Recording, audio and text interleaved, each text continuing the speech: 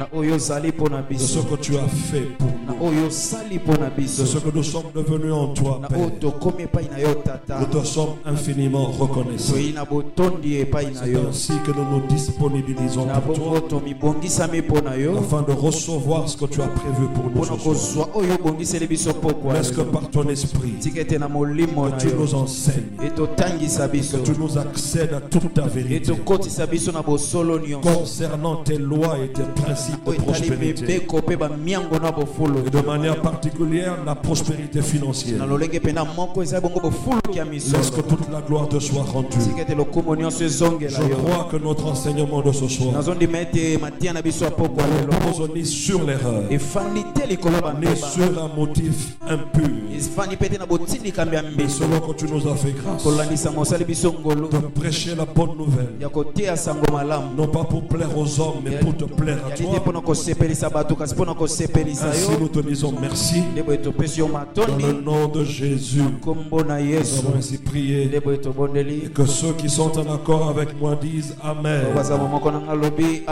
Pouvons l'acclamer très fort. Gloire à Jésus ce soir. Le Seigneur répond, il est merveilleux. Et donc nous commençons notre séminaire. Nous l'avons introduit hier un tout petit peu. Alors, nous avons quelques fascicules déjà avec nous. Je pense que hier, le frère Gabriel avait donné le prix. Ça revient à 5 000 francs simplement. C'est 5 000 francs, mes frères. C'est pour nous aider à avoir tous nos matériels audiovisuels. On doit avoir des imprimantes, on doit avoir des ordinateurs qu'il faut.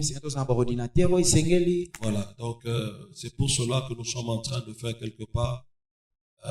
Ce n'est pas un commerce en soi. Okay. On sollicite simplement ta contribution. Amen. Même les fascicules ou les syllabus qu'il y a à l'école de la vie profonde. Je ne bénéficie même pas de ça. C'est de l'argent mis de côté parce que nous avons beaucoup de projets. Amen. Alors celui qui en a besoin lève simplement sa main et un protocole viendra. Là, il n'y a que 13. Si vous achetez demain, on multiplie encore davantage. Ici devant, il y a 2 là-bas et 2 autres là-bas.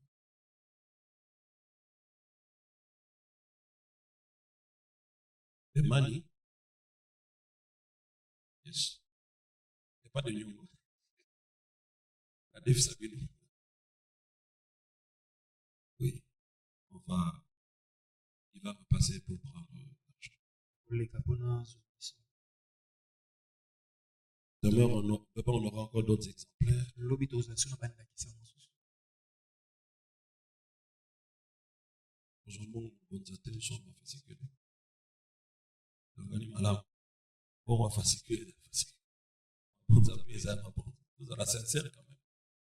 Amen. Voilà.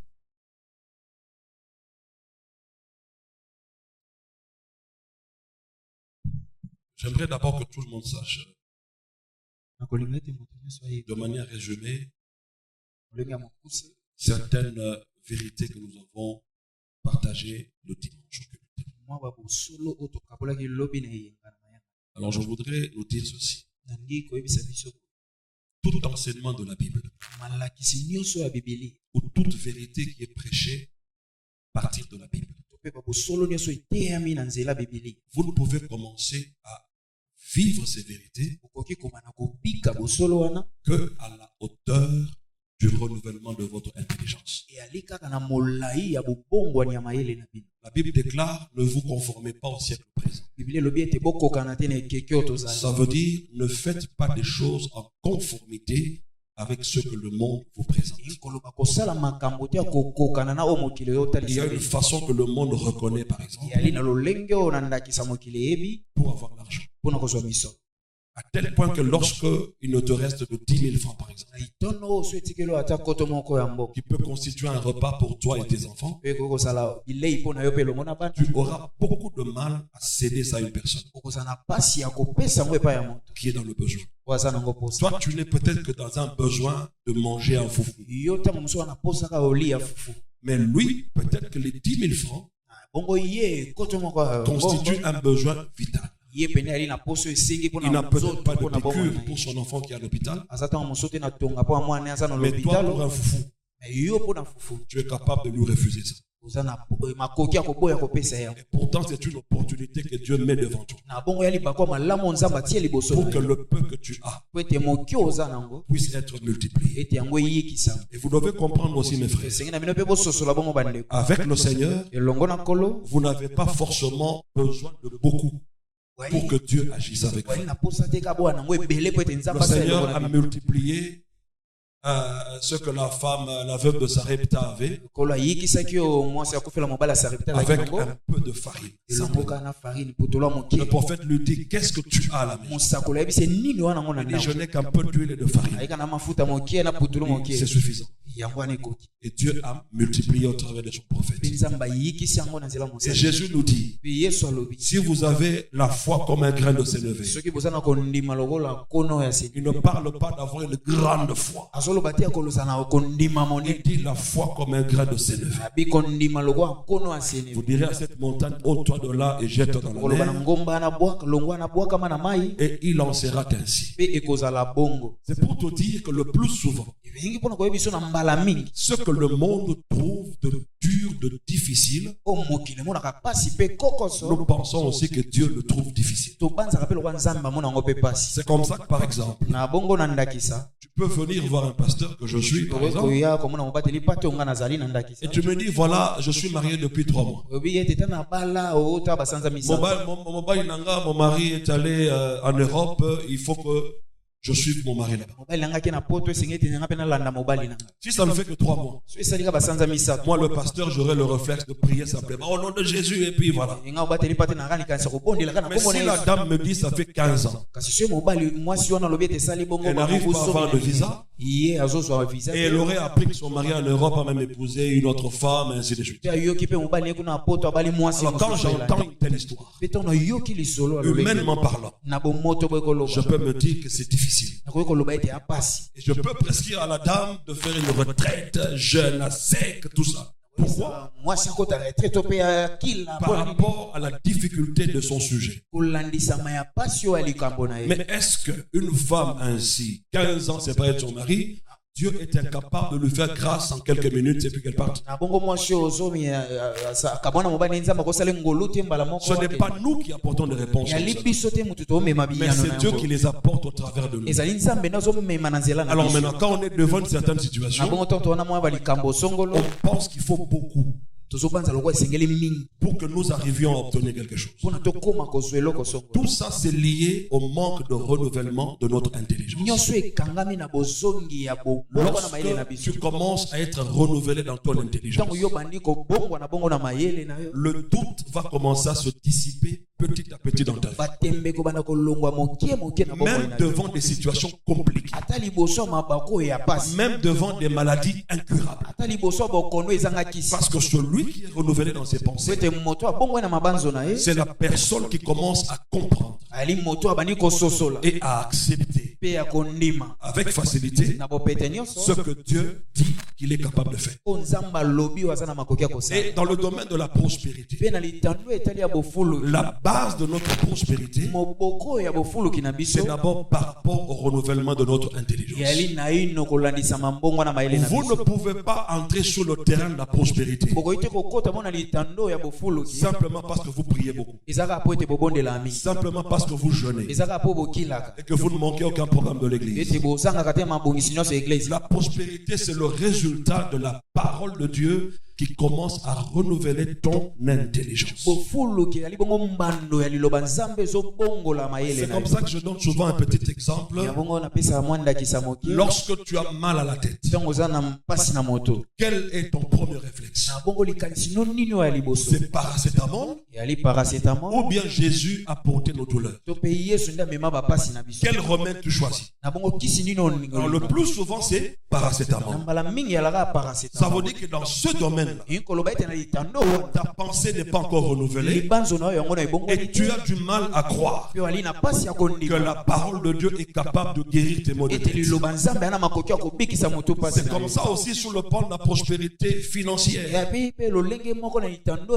Beaucoup de gens croient difficilement que lorsque je sème dans la vie d'une personne, un malheureux par exemple, un mendiant, Dieu dit lorsque vous occuperez ce pays-là, ne fermez pas la main aux mendiants que vous trouverez là. Ces personnes-là constituent des opportunités de finances pour toi. Mais avec la mentalité du monde, tu ne vois opportunité de finances que lorsque tu vends quelque chose. N'est-ce pas vrai? Ou bien quand tu es avec les amis, tu dis on a un train à COP. C'est là que tu vois une opportunité de finance. Mais est-ce que tu peux voir une opportunité de finance au travers d'un mendiant le long du boulevard ici? Ou bien tu vois simplement un homme comme ça qui est en train d'embêter les gens qui passent. Je sais qu'il y a des aventuriers qui sont en train de faire n'importe quoi. Mais malgré tout cela, il y a des véritables nécessités. Ils ont besoin d'être aidés. Mais est-ce que tu as déjà pensé une seule seconde que cet handicapé-là est une opportunité de finance pour moi? C'est quelqu'un que Dieu a peut-être placé pour que mes avoirs se multiplient. Difficilement on croit à cela. Pourquoi? Parce qu'on réfléchit à la manière des hommes. Qui croit fermement que lorsqu'il a un peu d'argent dans sa poche, il n'économise pas, mais il dépense en déposant dans un panier à l'église. En fait, il ne dépose pas. En fait, il ne dépose pas, mais il est en train de prendre. Mais à la manière des hommes, c'est quoi? C'est toi qui perds. Parce que c'était 20 000 et tu as 10 000 avec toi. Le principe derrière la prospérité financière, c'est qui perd gagne. Si tu ne perds pas, tu ne gagnes pas. C'est le principe qui est là. Voilà pourquoi le dimanche j'avais insisté avant même de donner un verset. Parce que nos pensées doivent être renouvelées à l'égard de ce que Dieu enseigne sur la prospérité financière. On vous dit par exemple que celui qui épargne à l'excès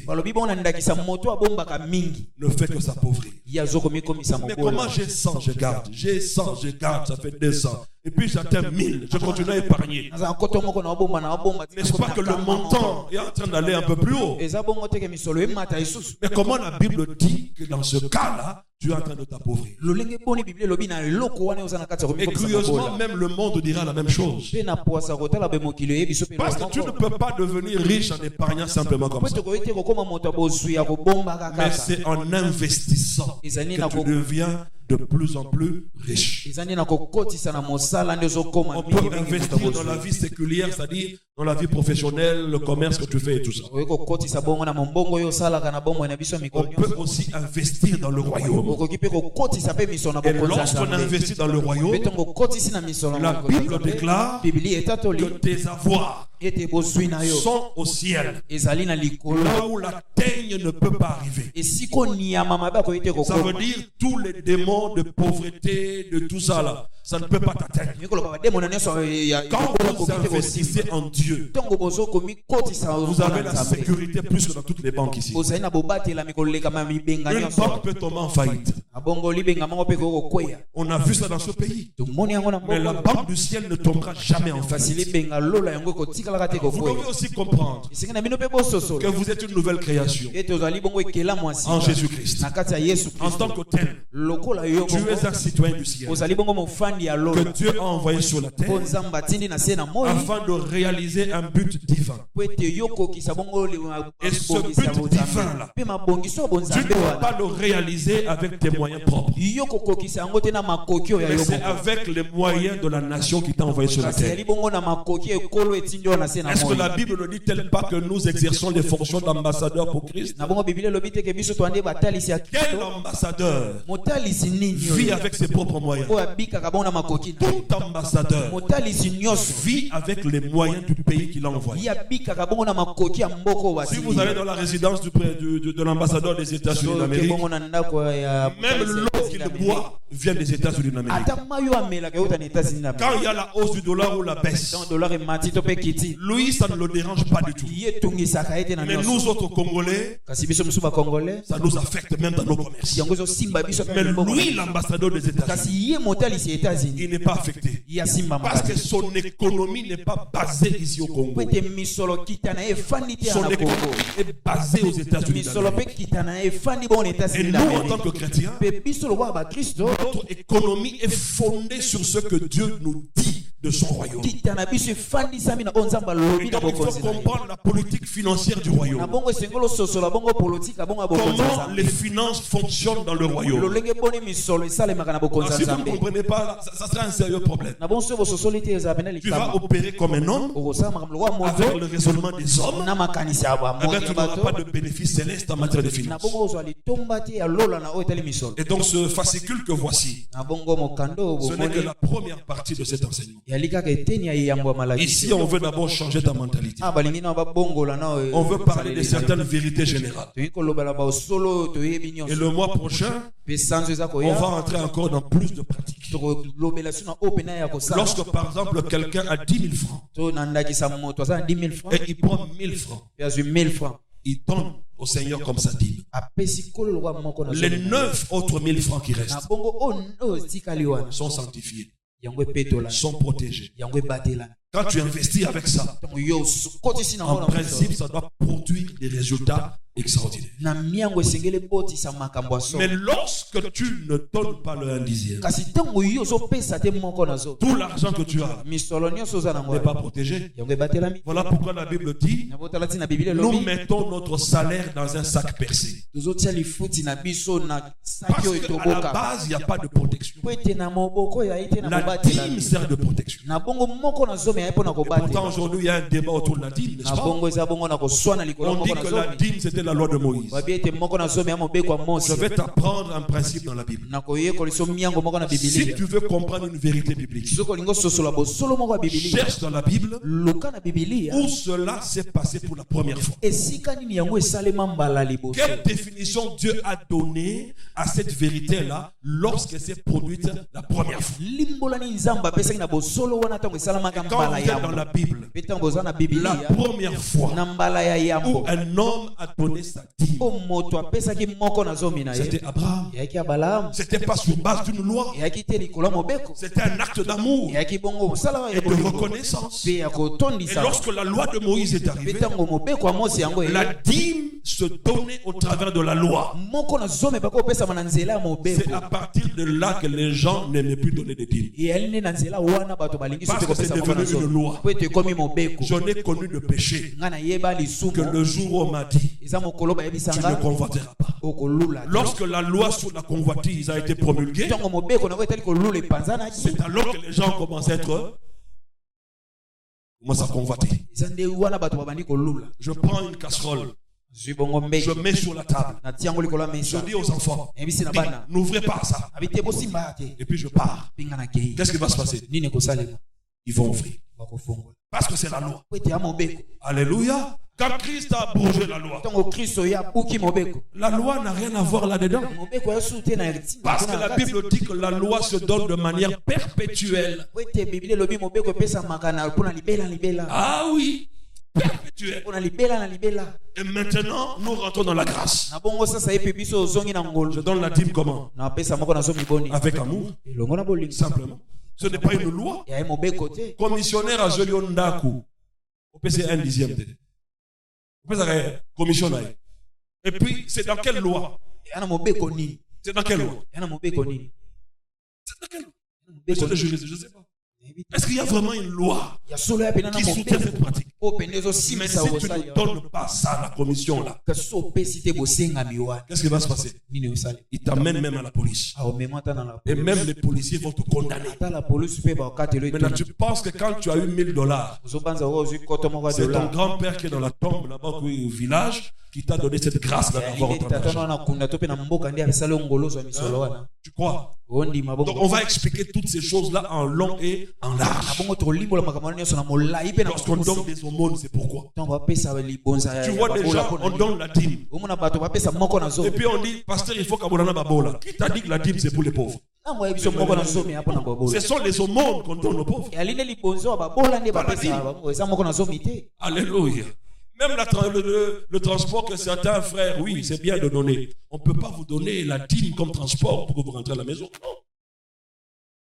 Non. Non, ça ne se fait pas. Ça ne se fait pas, mes chers frères. C'est une malédiction pour toi. Alléluia. Amen. Donc on va comprendre toutes ces vérités. Mais pour cette semaine, alors nous disons que l'église est appelée à prospérer pour remplir la tâche qui est la sienne dans le réveil. On le dit souvent, l'évangile est gratuit, mais l'évangélisation coûte cher. Vous entendrez toujours les gens vous dire, pasteur, il faut quand même ça parce que ce que je fais là, ce n'est pas un travail. Essaie un peu d'occuper ma place et tu comprends. C'est un travail qui est spirituel, intellectuel et physique. Il y a certaines personnes qui sont dans certains endroits où ils travaillent. Son travail, c'est seulement prendre le courrier, mettre sur la table. Tu dépenses quoi sur le plan spirituel? Sur le plan intellectuel, tu dépenses quoi comme énergie? Et puis tu viens là, tu dis non, pasteur, au moni, au terre, il faut quand même nous ça. La tête là, ça ne va pas. Vous m'appelez comment? Moussali Nanzambe, n'est-ce pas? Moussali Nanzambe, alors, où est le problème? Si je m'étais autoproclamé, ça aurait été différent. Et comme c'est Dieu qui m'a établi, même si le monde entier refuse de me donner, Dieu est capable de susciter même un ange qui vient sur la terre seulement pour 1 heure du temps. Et pour voir mes besoins, il rentre aussi. Dieu est capable de faire ça. Est-ce que vous comprenez, mes frères? Donc l'église a une grande responsabilité. Quand Jésus envoie ses disciples, il leur dit, vous irez jusqu'aux extrémités de la terre. Et puis il leur disait, attendez. Non, mais humainement, il pouvait se dire, voilà, il veut nous donner les moyens de la politique. Qu'est-ce que c'était ce moyen de politique? C'était le baptême dans le Saint-Esprit. Il dit, attendez jusqu'à ce que vous receviez ce que le Père avait promis. Ce n'était pas des moyens financiers ni matériels. Ils n'avaient rien en main, ils n'avaient rien dans leur compte en banque. Et puis on voit tout bonnement des gens qui sortent d'une chambre haute, ils descendent dans la ville. Et c'est avec ça que vous allez aller juste aux extrémités de la terre. Ça commence là. Si vous collaborez avec le Saint-Esprit, il va toucher le cœur des hommes. Il y a toujours des gens qui accepteront de contribuer pour l'œuvre de Dieu. Mais moi, je ne dois pas d'abord voir l'argent. Je vois d'abord la mission. Parce que l'argent que Dieu me donne, c'est en fonction de la mission. Ce que Dieu te donnera aussi en particulier, c'est en fonction du plan de Dieu dont tu es porteur. Parce que la Bible déclare ceci: jamais un militaire est enrôlé et vit de ses propres moyens. On ne peut pas enrôler quelqu'un dans l'armée et qu'ils vivent de ses propres moyens. Son manger, son boire, l'habillement, la sécurité sanitaire de ses enfants, le manger, tout. C'est le gouvernement qui l'a enrôlé qui le paye. Même les factures d'eau, d'électricité, les militaires ne payent pas ça. C'est nous qui leur payons ça. Parce qu'ils font un travail de surveillance. Ils protègent les hommes et leurs biens. Et moi je suis quoi? La Bible déclare, les âmes des hommes sont entre mes mains. En tant que berger. Alors je vais vivre des moyens personnels ou bien des moyens célestes. Donc Dieu va pouvoir. Il faut avoir la foi. Ne soyez pas le genre de chrétiens qui nous voient que le matériel. Mais qui comprennent les principes par lesquels le matériel vient. Nous avons une grande responsabilité. Nous devons aller juste aux extrémités de la terre. Et pour cela, je peux te dire que Dieu est fidèle. Il donnera les moyens pour répandre l'évangile par toutes sortes de moyens crédibles. Alors la notion de la prospérité est tout à fait biblique. Ce n'est pas une invention de notre part. 3 Jean verset 2. Je désire que tu prospères à tous égards. On a lu hier ici la version Le Livre qui dit: je prie que tout aille bien dans ta vie. Le souhait de Dieu, c'est que tout aille bien dans ta vie. Et lorsqu'on dit que tout aille bien dans ta vie, on fait allusion à la prospérité. Ça veut dire que tu peux arriver à un niveau de vie. Tu n'as peut-être pas des millions avec toi, mais tes enfants ne manquent pas les frais scolaires. Quand ils reviennent de l'école, ils mangent. Ce n'est pas qu'ils bouffent des repas de $1000. Non, ils mangent bien. Et ils ont la sécurité quand ils vont à l'école. Tu payes ta maison. Même si c'est une maison de $100 ou de $50, mais tu la payes chaque mois. Sans problème, sans peine. C'est comme ça que la prospérité commence. Commence à aller. Commence à aller. Petit à petit, petit à petit. Et tu vas arriver à un certain niveau. Le souhait de Dieu, c'est que tu prospères. À tous égards. Et dans tous les domaines. Et puis dans ce texte-là, on ajoute quelque chose de particulier. On dit que tu sois en bonne santé. Parce que la prospérité de la santé aussi compte. C'est ainsi que vous allez voir Jésus dans son ministère. Il a plus opéré dans la guérison. Parce que quand le corps n'est pas en bonne santé, c'est difficile de réaliser le plan de Dieu. C'est difficile d'être un instrument que Dieu va se servir. Et je te dis, c'est très compliqué. Donc la première richesse que j'ai, c'est la bonne santé. Car Dieu me donne la bonne santé. Je dis gloire au Seigneur. Donc je peux travailler et Dieu bénira le travail de mes mains. 2 Chroniques 26 verset 5. On tombe d'abord les versets qui nous prouvent que la prospérité est tout à fait biblique. 2 Chroniques 26 verset 5. Tant qu'il chercha l'Éternel, Dieu le vit prospérer. Il cherchait l'Éternel et qu'est-ce que Dieu a fait? Il l'a fait prospérer. Il y a beaucoup de gens qui pensent que c'est la pauvreté qui marche le mieux avec la prospérité. Voilà quelqu'un qui était saint. Il cherche Dieu. Et qu'est-ce que Dieu fait? Il l'a fait prospérer. Alléluia. Donc quand tu vis avec Dieu, inévitablement, tu vas finir par prospérer. Inévitablement. Alléluia. Genèse 39 verset 3. Je reprends ça, on avait vu ça hier, mais je reprends juste les quelques parties.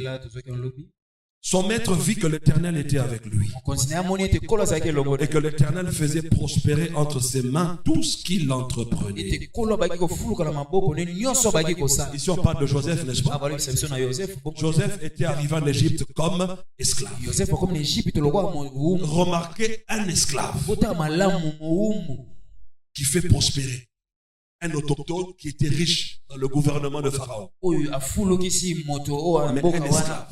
Est-ce que tu comprends ça? Et les biens qu'il faisait prospérer, ce sont les biens que ce monsieur a eu au travers de ses dieux, ses idoles. Mais lorsque le fils de la promesse est arrivé là, il a fait prospérer des biens qu'il a reçu au travers de sa magie ou occultisme, je ne sais pas quoi. Je pense qu'entre ses mains, ces choses-là devaient faner. Mais comment cela a prospéré? Pour vous dire que beaucoup de fois, nous ne savons pas le potentiel divin qui est à l'intérieur de nous. On se permet de croire à n'importe quoi, à se limiter à tout moment. Alors nous prenons Exode chapitre 1. Je lis le verset 7. Exode chapitre 1. Dans votre fascicule, vous pouvez toujours ajouter des versets. Parce que la révélation est progressive. L'inspiration, c'est une dynamique. Le verset 7 déclare: nous y sommes, nous tous. Les enfants d'Israël furent féconds et multiplièrent. Ils s'accrurent et devinrent de plus en plus puissants. Et le pays en fut rempli.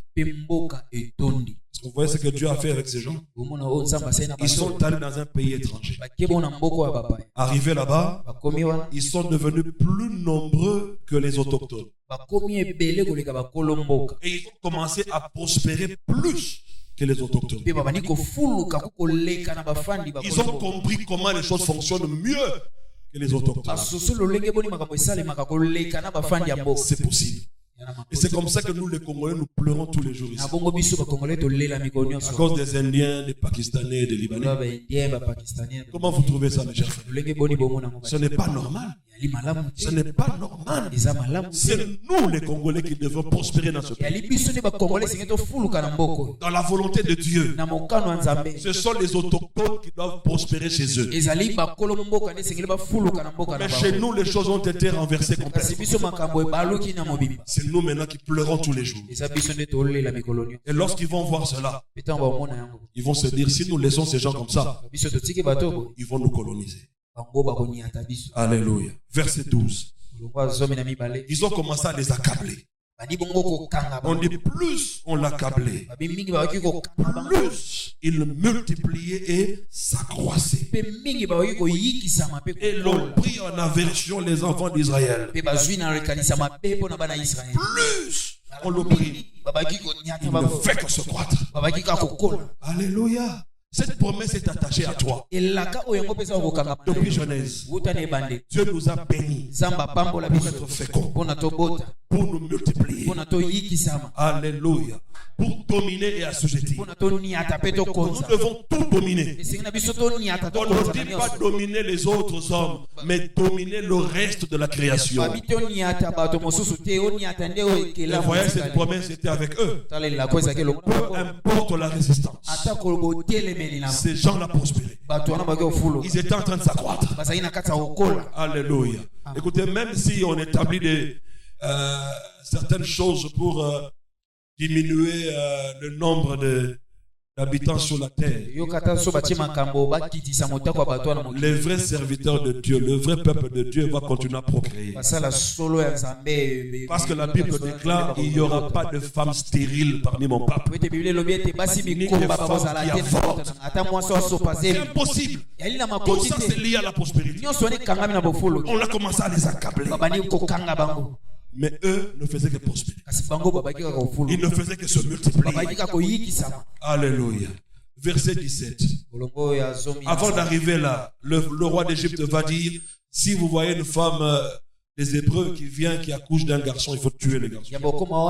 Si c'est une fille, laissez la fille vivre. Et le verset 17 dit, mais les sages femmes craignirent Dieu et ne firent point ce que leur avait dit le roi d'Égypte. Elles laissèrent vivre les enfants. Et puis le monsieur voit des garçons qui continuent à naître, qui grandissent en Égypte. Il dit, mais vous les avez laissés vivre comment? Il dit que les femmes des Hébreux sont robustes. Avant notre arrivée, elles accouchent elles-mêmes. Quelle que soit l'oppression, il y a toujours une sagesse que Dieu va donner. Quelles que soient les complications sur le plan de l'économie, il y a toujours une sagesse que Dieu va susciter pour que ta prospérité ne soit jamais interrompue. Tu dois prospérer à tous égards. Même s'il y a des ennemis de notre économie partout, toi, en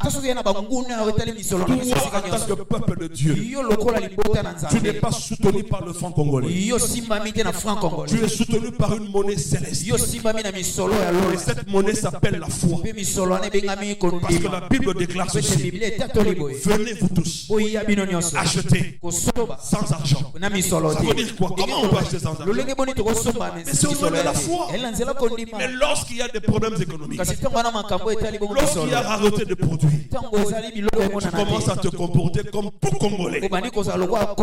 C'est toi maintenant qui es en train d'interrompre la provision surnaturelle.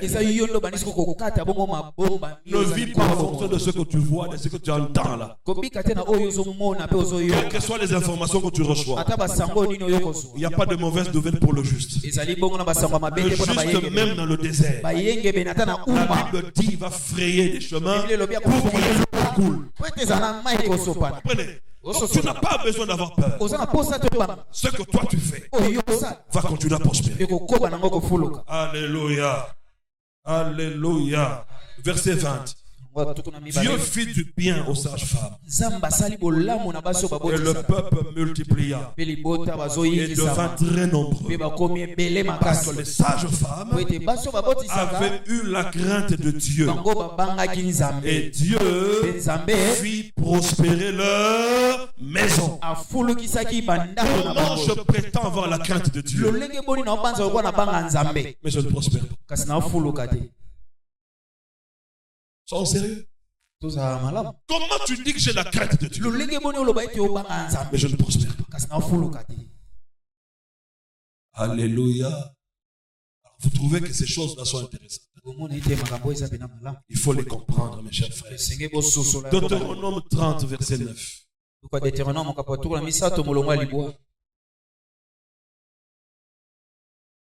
Deutéronome 30, verset 9. Donc tout ça, ça prouve que la notion de la prospérité est tout à fait biblique. Et que le souhait de Dieu est que nous soyons prospères. Alléluia. Il ne faut pas se cacher avec des fausses saintetés. On doit passer à beauté à notre repentance. Quand ils disent beauté à repentance, ça veut dire quoi? Prêcher la repentance, c'est prêcher le salut. Et dans le salut, il n'y a pas la prospérité.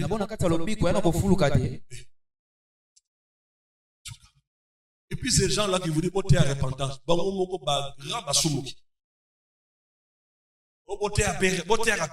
attends, Bible. Et il veut donner des leçons aux gens. Beauté à repentance. Celui qui va écouter ce merveille. Et toi qui me connais, tu sais comment je prêche. Et tu sais ce que je prêche. Donc je te prêche ça là pour que ce côté-là aussi, ça doit se décanter au nom de Jésus. Tu vois la manière dont tu crois parler en langue. Comment tu pries pour quelqu'un afin qu'il reçoive le fusion du Saint-Esprit. Tu le fais avec aisance, avec facilité. C'est comme ça aussi que tu dois gérer les finances. Ah oui, ce sont des notions bibliques. Ce n'est pas parce qu'il y a des abus que nous devons arrêter. Non. C'est biblique, on va prêcher ça. Deutéronome 39.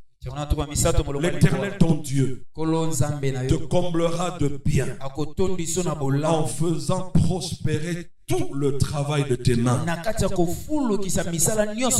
fruit de tes entrailles, le fruit de tes troupeaux et le fruit de ton sol. Car l'Éternel prendra de nouveau plaisir à ton bonheur, comme il prenait plaisir à celui de tes pères. Il prendra à nouveau quoi? Plaisir. Alléluia. Donc tu répètes après moi, Dieu prend plaisir à me faire prospérer. Dieu prend plaisir à me faire prospérer. Dieu prend plaisir à me faire prospérer. Dieu prend plaisir à me faire prospérer. Ça dit quand je prospère, Dieu est content. Mais quand je ne prospère pas, il ne prend pas plaisir. Il se dit, mais comment un de mes enfants ne prospère pas? Tu peux avoir 4 enfants. 3 enfants ont prospéré, ils ont réussi dans la vie. Un seul n'arrive pas à réussir. Tu seras dans la paix? Si tu es vraiment un parent, est-ce que tu seras dans la paix? Jamais. Tu feras tout pour que le 4e là prospère aussi. Et tu peux même dire à tes autres enfants, mais toi tu es directeur général, tu peux pas pistonner ton jeune frère, tu vas même intercéder pour lui partout. Et pourtant 3 ont prospéré, ils ont de l'argent, bien assis. Mais un seul qui ne prospère pas est un souci pour le père et pour la mère. Et si nous, parents terrestres, méchants comme on est, on s'inquiète de ce genre de choses. Et le Dieu d'amour, lorsqu'il voit des multitudes de chrétiens en train de souffrir tous les jours, vous pensez qu'il va prendre plaisir à ça? Alléluia. Verset 10. Lorsque tu obéiras à la voix de l'Éternel ton Dieu, en observant ses commandements et ses ordres, écrits dans ce livre de la loi, lorsque tu reviendras à l'Éternel ton Dieu, de tout ton cœur et de toute ton âme. Tu vois la condition? Revenir à l'Éternel. Et lorsque le prophète Malachie a été suscité dans sa génération, il a dit en son temps qu'il est venu pour qu'il revienne au Père. Alléluia. Il a dit, vous me trompez, la nation tout entière. Et puis tout le monde se disait, mais en quoi est-ce que nous t'avons trompé, Dieu? Quelle a été sa réponse? Dans la dîme. On a un prophète dans la Bible qui a été suscité spécialement pour ce qui concerne l'argent. Et quand il en parle, il parle de Christ là-dedans. Parce qu'il y a des versets dans Malachie qui vous disent qu'il est venu pour ramener le cœur vers le Père. Mais c'est ça la repentance. C'est ça croire en Jésus. Et lorsque vous croyez en Jésus, ne trompez pas Dieu dans ces choses-là. Et vous allez voir comment il va vous rendre plaisir. Il va prendre plaisir à vous faire prospérer. Donc le fait que les gens tombent dans des abus, comme avec tous les autres sujets de la parole de Dieu, ne peut pas faire remettre en question un principe biblique. Ce n'est pas parce que certains parlent de l'argent tous les jours, simplement pour vous rançonner, qu'il ne faut pas parler d'argent à l'église. L'argent a sa place dans l'église. Sinon tu ne comprendras pas certaines vérités. Mes chers frères, ton salaire ne te rendra jamais millionnaire. Est-ce que tu sais ça? Le salaire a été conçu de manière à ce que tu vives pendant 30 jours. Quand tu arrives déjà le 27, 28, tu sens qu'il y a la pénurie. À moins que tu aies fait une provision pour la maison de 30 jours, peut-être qu'il te reste seulement à manger que tu as dans le congélateur. Et puis il te reste l'argent pour payer ton transport. Et tu attends maintenant le 30. Tu sais comment tu attends le salaire? Hein? Vous qui travaillez, vous voyez comment vous attendez le salaire? Tu es là, tu attends.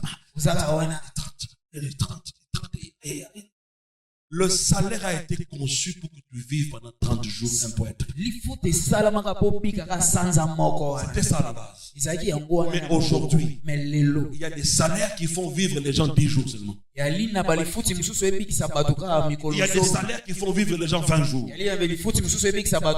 À quoi bon s'attendre tout le temps à un salaire? Mais quelle est son importance, le salaire? C'est un moyen d'avoir une semence. Quand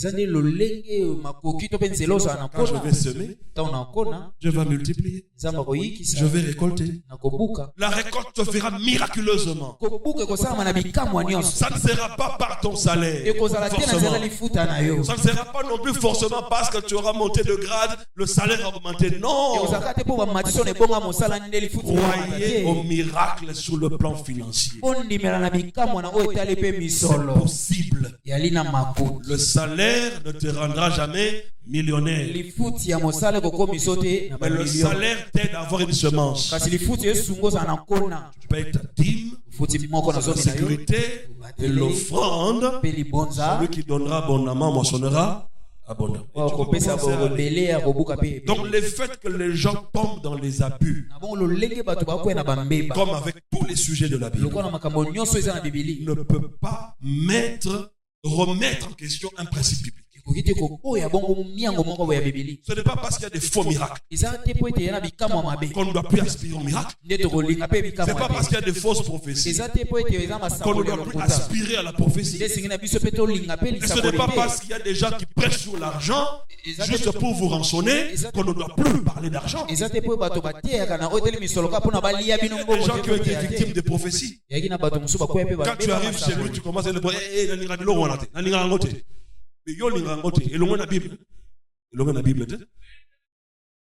Alléluia.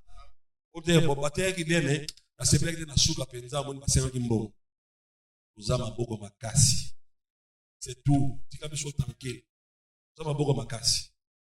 Et puis, il y a une chose. Les gens qui donnent vraiment à Dieu.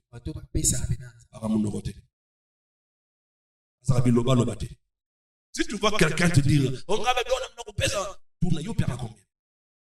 il donne même pas, il soutient même pas l'œuvre de Dieu. Les agents du diable, il ne faut pas les suivre. Fais ton chemin. Alléluia. Il n'y a pas non plus d'incompatibilité entre la prospérité et la sainteté. Ok? Quand on parle de la prospérité, ce soit en termes de richesse, de biens matériels, d'argent, tout ça. Donc, il n'y a pas non plus d'incompatibilité entre la prospérité, richesse, biens matériels, etc. et la sainteté et la justice. Il n'y a pas d'incompatibilité. Proverbe 8:18. Ça marche de pair. Il faut enlever de ta tête tous ces versets mal interprétés. Heureux les pauvres en esprit. Maintenant, ces gens-là qui prêchaient à la colonisation, tu vois le monsieur, il vient avec une vingtaine de chemises blanches. Tous les jours, il déporte sur une chemise blanche. Tous les indigènes là, la chemise moko. Heureux les pauvres en esprit.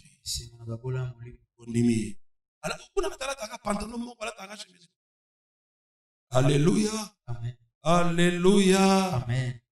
Est-ce que vous vous rappelez du pasteur Yann qui vient de la Suisse là? Il faut la valise.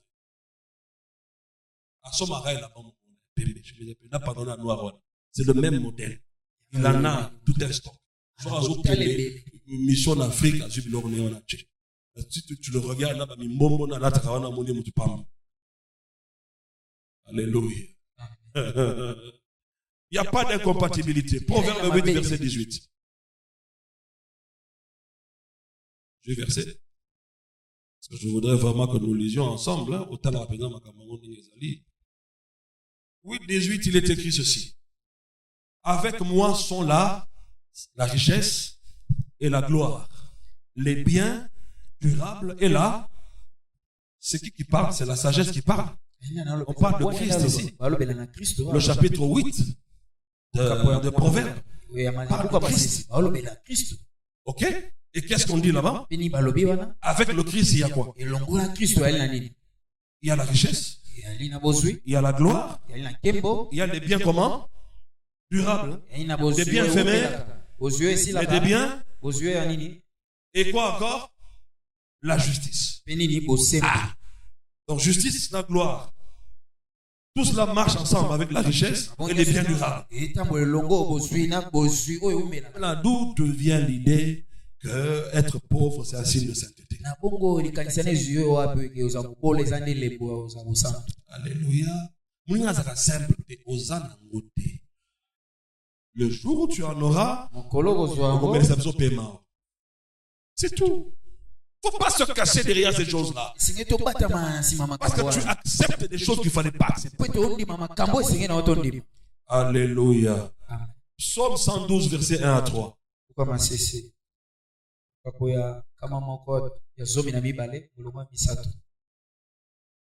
Psaume 112, je commence au verset 1. Heureux l'homme qui craint l'Éternel. L'homme qui fait quoi? Qui craint l'Éternel. Qui trouve un grand plaisir dans ses commandements. C'est-à-dire qui prend plaisir à la parole de Dieu. Sa postérité sera comment? Puissante sur la terre. La génération des hommes droits sera. Donc la génération de justes sera. Toi tu es juste. Bon, ben là, comment tu peux croire que la pauvreté c'est un signe de sainteté? Il y a des choses qui doivent te révolter dans la vie. Écoutez maintenant le verset 3. Qu'est-ce qu'il a dans sa maison? Il a dans sa maison bien-être et sa justice subsiste. Justice de qui m'y est? La justice subsiste à jamais. Mais il a quoi dans sa maison? Bien-être et richesse. Bon. Qu'est-ce que toi tu entends par bien-être dans ta maison? Quand il y a coupure d'électricité, est-ce qu'il y a bien-être? Et puis dehors il fait 30 degrés. Coupure d'électricité. Il n'y a pas de groupe électrogène. Comprends? Qui souffre à ce moment-là? Tu n'as pas de bien-être. Tu as l'électricité, mais il n'y a pas de climatisation. Ça, c'est le bien-être. Il faut définir le bien-être. Tu t'assieds sur ta propre chaise à la maison. Tu changes de position à tout moment. Qui c'est Mimisi Mikoua? Oui, Mikoua Kiki. Il n'y a pas de bien-être là-bas. Mais on dit le juste, l'homme droit. Il est béni. Sa postérité est puissante sur la terre. Dans sa maison, il a richesse et bien-être. Et sa justice la reste collée à lui à perpétuité.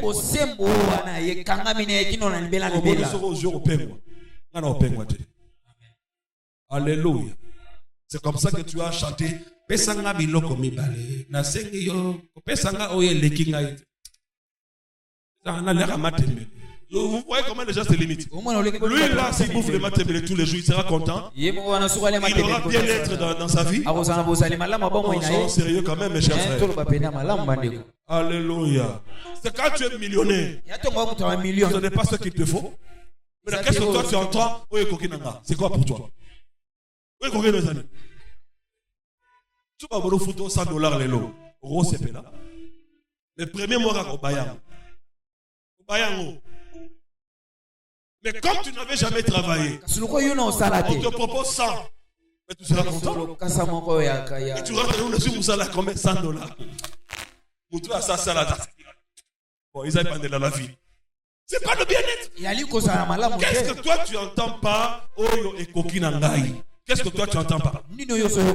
Toi tu n'es pas ce frère-là. Il nous fait chanter des bêtises et toi tu acceptes ça, tu chantes. Sois sérieux. Alléluia. Est-ce qu'il y a-t-il incompatibilité entre la justice de Dieu et l'abondance? Est-ce qu'il y a incompatibilité entre la sainteté, la crainte de Dieu et l'abondance? On a vu là-bas, ces femmes-là ont craint l'Éternel et l'Éternel fit prospérer leur maison. Mais comment je dis que je crains Dieu mais je ne prospère pas? les épreuves à un moment donné, tu dois les satisfaire. Et tu dois avoir un diplôme. Mais toi, depuis que tu es dans la session, depuis autant d'années, c'est toujours la session. Toujours la session. Tu as toujours des examens. Mais tu auras le diplôme quand? Donc je prie que cette semaine, que tes pensées soient épanouies par rapport à ces choses. Que tu te vois ta vie autrement. Ce n'est pas une question de salaire. C'est une question de grâce. Et la grâce de Dieu est avec toi. Alléluia. Alléluia. Donc on peut voir ici que richesse et bien-être dans sa maison. Tout en étant juste à jamais. Tu demeures juste.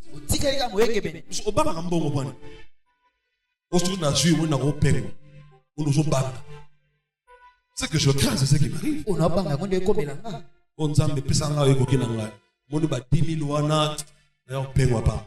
Mais mon toit a 10 000, on s'est allé dans une tuerie qui dit, il est bien, mais c'est bien être roi des apépons. Alléluia. Ça va t'aider à ne plus convoiter les gens. Et puis tu dois être en position des gens qui tournent aussi dans ta vie. Tu dois refuser d'être celui qui ne fait que demander et recevoir. Il est prouvé même sur le plan naturel que celui qui ne produit pas ne se développe pas. Ce sont des grands pays producteurs là qui se sont développés. Vous pensez que les États-Unis c'est la première économie aux puissances mondiales parce qu'ils ont des armes? Non. C'est parce qu'ils ont tellement produit à manger, plus que le monde entier. C'est l'agriculture qui a fait des États-Unis la première puissance. Il faut produire.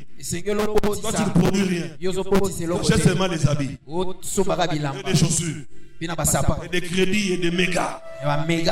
Pauvres. Ce sont des indices de pauvreté. Aucune vision d'investissement. Rien. Tu vas avoir combien pour investir? Tu as 10 000. 1000 pamba aux Uliboma. Bon 10 000. Ah, mes chers frères, mes chers frères. Il faut demander à Dieu la sagesse.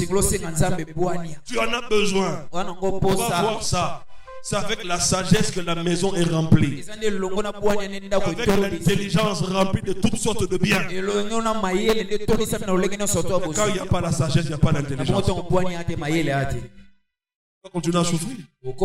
La Bible déclare que Salomon a rendu l'argent aussi commun que les pierres à Jérusalem. C'est-à-dire autant de pierres que tu vois. C'est comme ça que les gens voyaient l'argent. L'argent circulait tellement à Jérusalem. C'était un homme, Salomon. Alléluia. Qui n'a pas demandé la mort de ses ennemis, mais il a demandé la sagesse de gérer. Tu comprendras dans la deuxième partie que toi tu n'as pas d'argent. Tout l'argent que tu as même dans ton compte en banque appartient à Dieu. Et il t'a donné comme gestionnaire. Et quand il va revenir, il te demandera des comptes. Qu'est-ce que tu as fait de cet argent? Oui, j'ai construit des maisons, j'ai fait ça. Okay, tu es un bon père. Et mon œuvre? Mon œuvre? Mon œuvre? C'est sur base de ça maintenant que tu auras la récompense. On dit pour celui qui avait fructifié. Qu'est-ce que Dieu lui dit? Il dit donnez, allez, ôtez là-bas.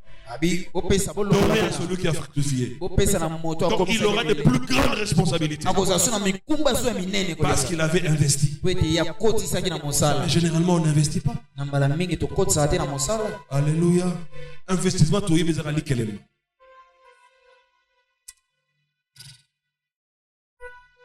On a relé mutu nanga mugoloni mutu moko mutu mbala on ba ndoki na mutu bazolo obi histoire muyibi wana oui ba contre la plafond alors que moi c'est la bambali oh non ils ont mutu les bosso za ngai so yo le mutu nanga ndenge nini te on a mutu nanga discussion to ba mettre sur la likelem muyibi alobi na contre ndanga bandoki ba ko lianga ya c'est tout ce que nous connaissons comme investissement.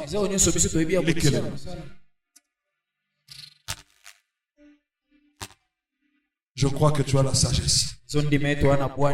Alléluia. Alléluia. Moi aussi, je prie pour ma vie. Je dois avoir cette sagesse-là. Yangote, on prend un dernier verset pour terminer. 1 Timothée 6, 17 à 19. 1 Timothée 6, 17, 19.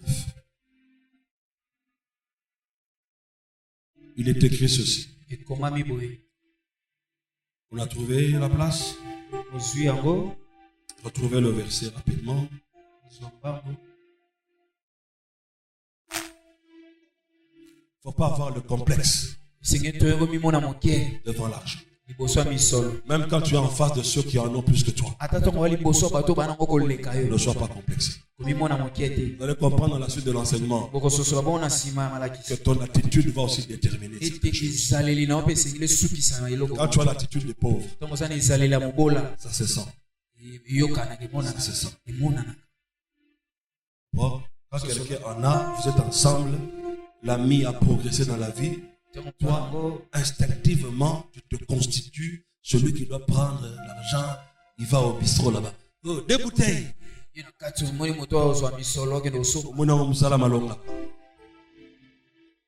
Alléluia. Moi, tous mes amis qui sont en Europe qui reviennent, ah oui. Je vais me poser devant toi. Toi, tu es un Dieu. Pas où tu portes. Diga, c'est quoi? Beaucoup sont en train de souffrir là-bas. Alléluia. Oh, remarquez bien, dans le groupe des amis, quand un vient de l'Europe, tu verras un, il va se faire tout petit. Il croit que le monsieur qui est venu là a repéré ses beaux unions. Voilà, il attend les habits. Il attend les habits. Et les stickers. Oh, gros, quelque chose. C'est la caribouée. Eh, vous avez solité. Hein? Tu es comment? Tu n'as pas eu mon sous à Sani Maramne Mouta Sengi pété. Eh, Congo est changé. Alléluia. Je connais une famille dont la sœur est venue de l'Europe. Après plusieurs années à l'étranger. Là, elle a gardé la mentalité des années 80. Mais elle arrive avec des sacs là. Elle voit ses petites sœurs avec des sacs Gucci. Aïbité que chinois ça c'est ça ma solo yoso. Oui ka bomba ba sac na yona. A bomba ngo. Le temps que la femme quand elle envoie des habits à ses sœurs. Oui il emballé. Il y a ce danger mais dans la poto. Dans la Kinshasa. Il y a kino vena sur mutu no comme na chiffre dans maboko. Na éviter mboko yozala nini. Regarde aux arrêts de bus le matin quand on va au travail. Même des gens qui ont des salaires de $150. Il faut les voir comment ils sont vêtus. Il faut voir. Tout le monde est beau, tout le monde est présentable. On sent que c'est un peuple qui veut des bonnes choses. Mais ils ignorent les principes. Lisons la Bible, 1 Timothée 6. 17-19. Recommande aux riches du présent siècle de ne pas être orgueilleux et de ne pas mettre leur espérance dans des richesses incertaines, mais de la mettre en Dieu qui nous donne avec abondance toutes choses afin que nous en jouissions. Recommande-leur de faire du bien, d'être riche en bonnes œuvres, d'avoir de la libéralité, de la générosité et de s'amasser ainsi pour l'avenir un trésor placé sur un fondement solide afin de saisir la vie véritable. Donc Dieu veut qu'il y ait des riches au sein de l'église. Parce qu'ici Dieu parle à l'église. Il parle aux riches qui sont dans l'église. Voilà pourquoi il leur donne certaines recommandations pour ne pas ressembler aux riches païens. Vous comprenez? Et vous les riches, qui êtes à l'église, voilà comment vous devez vous comporter. Ne vivez pas comme les riches païens. Soyez humbles. Ne soyez pas orgueilleux. Et la libéralité. Soyez riches en bonnes œuvres. C'est le moyen de maintenir le flux de vos finances. Si vous gardez tout là, vous allez commencer à perdre petit à petit. Parce qu'il dit, vous aurez quoi? Placé sur un fonds. Donc un trésor. Je reprends la partie là. Il dit, vous vous aurez amassé ainsi pour l'avenir un trésor placé sur un fondement solide. Pas du trésor. Quand on parle de trésor public, ça veut dire quoi? La caisse où il y a l'argent de la République et l'argent du ciel. Il a besoin de travailler sur la terre. Et c'est toi qui est le porteur de ces choses. On se comporte comment? Pas de générosité, pas de libéralité. Alléluia. Vous voyez là où les choses, l'onction des finances commence à couler à compte-gouttes. Alléluia. Voilà pourquoi on avait des partenariats à l'évangile. Deux choses. La première, l'évangélisation. Il faut que je gagne les âmes à Dieu. Je dois être un partenaire évangélique. Deuxième chose, enlève de ta tête que Dieu a établi les âmes partenaires financiers et les autres non. Enlève ça. Ça, c'est l'organisation de nos églises. Ici, tout le monde est partenaire financier. Tout le monde doit être le trésor du ciel sur la terre. Oui, tout le monde. Ces choses-là bloquent la foi des autres. Tout le monde va se mettre dans la tête sans le vouloir. C'est le groupe de XY qui donne. Nous, on va seulement balayer. On va seulement... Même ceux qui balayent ici, c'est un travail que vous faites. Dieu ne peut pas vous bénir financièrement. Alléluia. Sortez de ces mentalités là sous-développées. On va dans notre département, il y a un partenaire. Ça veut dire quoi ça? Ça vient d'où ça? Il faut arrêter avec ça. Tout le monde est partenaire. Même avec $100, même avec $1, tout le monde est partenaire. La Bible est claire. Chacun donne comme il l'a résolu dans son cœur. Pas comme le pasteur lui a imposé. Comme il l'a résolu dans son cœur. Sans murmure ni résistance. C'est comme ça que ça doit fonctionner. Alléluia. Donc tu es partenaire financier. Dis ça après moi. Je suis partenaire financier. Je suis partenaire financier. Je suis un partenaire financier. Je suis un partenaire financier. Je suis partenaire financier. Je suis partenaire financier. Au nom de Jésus. Au nom de Jésus. Ah oui, il faut le dire. Alléluia. Que Dieu te bénisse ce soir au nom de Jésus.